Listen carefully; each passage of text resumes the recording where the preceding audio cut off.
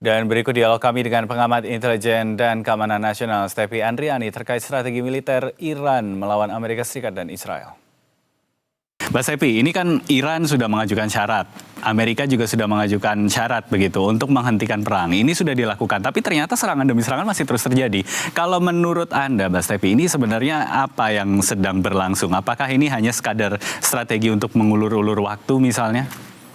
Ya, jadi yang pertama Mas, memang sudah masuk hari ke-29 ini, kelihatannya perang ini bisa kita sebut sebagai messy war, gitu. Perang yang sangat rumit, complicated. Kenapa? Karena dalam satu peperangan itu terjadi dua gaya. Pertama adalah gaya-gaya diplomasi ya, mencoba ada 15 poin dari Amerika, kemudian Iran juga menanggapi dengan 5 poin, tapi di sisi lain Amerika mengirim pasukan darat ya, elit infanteri khusus pasukan serbu 82nd Airborne-nya mereka ya. Jadi ini adalah pasukan elit yang memang unit reaksi cepat seperti super kostratnya lah kalau di Indonesia seperti itu.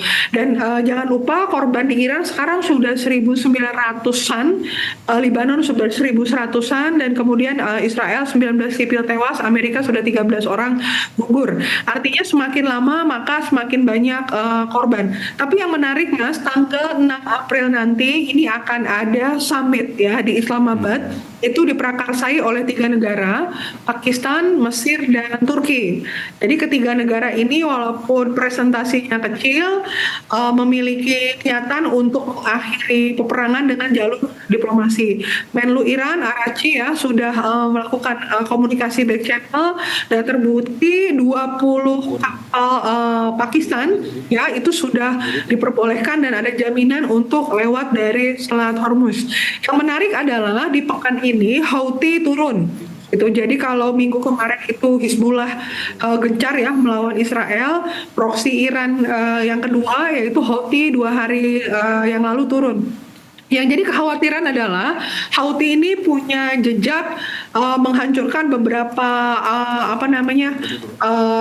poin-poin kritik ya yang ada di kalau kita bilang tuh Teluk ya, jadi dia memang ahli kalau disampaikan peperangan Teluk, Ranjau, itu Houthi jagonya. Nah, ini yang dikhawatirkan justru bukan menyelesaikan tadi niatan-niatan dialog, juga menambah eskalasi. Jadi satu sisi ini menarik Mas, dialog jalan, diplomasi jalan, walaupun banyak yang meragukan, bahkan publik di Amerika menyampaikan mereka merasa ini bisa lebih dari 5-6 bulan.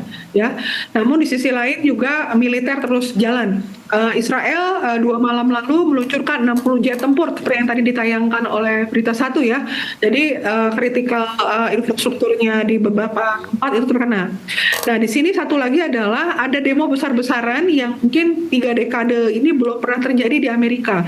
Hampir 8 juta masyarakat Amerika turun untuk melakukan demonstrasi knocking gitu ya. Jadi mengecam kebijakan Presiden Trump yang lebih banyak merugikan publik di Amerika.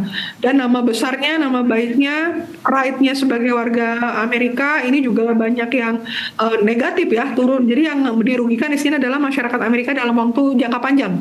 Gitu, karena banyak sekali hal-hal yang dilanggar seperti double standar gitu. Negara lain tidak boleh, tapi kok Amerika dan Israel boleh melakukan serangan-serangan tersebut. Seperti itu. Jadi kita masih berharap nih 6 April ini ada perubahan ya, walaupun sebetulnya probability-nya kecil Mas. Iya betul, karena ya situasinya memang terlihatnya masih panas begitu ya, karena kan kedua belah pihak ini kan masih terus melakukan serangan begitu, walaupun dialognya juga masih berjalan. Nah saya ingin melihat ini strategi yang diterapkan dari kedua belah pihak, tapi kita mulai dengan Iran dulu. Ini menurut Mbak Stefi apakah masih bisa mereka untuk kemudian melakoni peran atau perang ini ya dengan waktu yang cukup panjang? Apa strategi yang sebenarnya mereka terapkan untuk melawan Amerika Serikat dan juga Israel ini?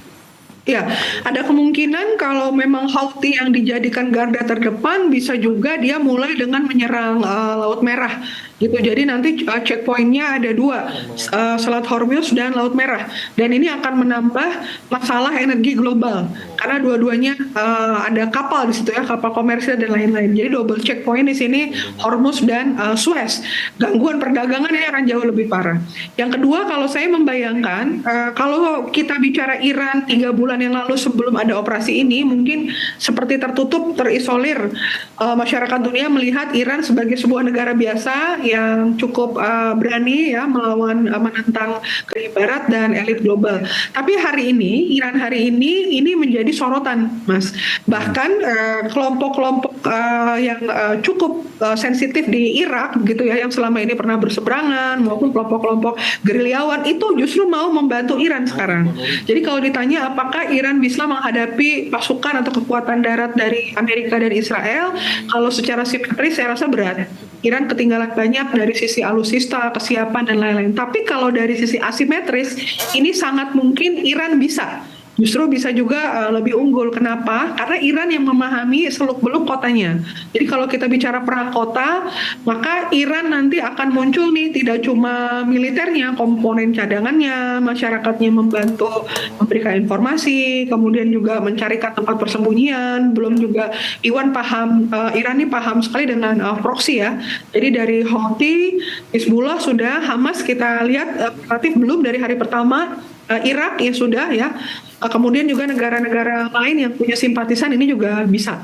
Yang kedua adalah karena dia paham wilayahnya, ada beberapa kemungkinan seperti tempat-tempat di mana penyimpanan alutsista yang disembunyikan ya. Nah ini kalau Amerika tidak bisa menemukan lebih dulu, ini bisa menjadi kekuatan gitu Mas. Begitu juga cyber kalau kita lihat ya, banyak sekali instalasi baik nuklir maupun publik ya, infrastruktur kritis dari Israel dan Amerika ini sudah diserang. Dan yang menyerangnya adalah para anonimus, jadi bukan resmi dari pemerintahan Iran. Jadi hacktivism yang ada di Rusia, kelompok-kelompok hacker yang pro kepada ini. Bahkan kalau kita lihat cyber life threat, beberapa hacker yang ada di Sumatera, saya lihat juga ikut membantu ini Mas, peperangan ini gitu ya, ikut menyerang instalasi Israel. Saya kaget juga ternyata banyak hacker-hacker dari Indonesia yang mengirim DDoS attack lah, dan lain-lain. Kita lihat beberapa minggu lalu, ini juga sungguh luar biasa ya.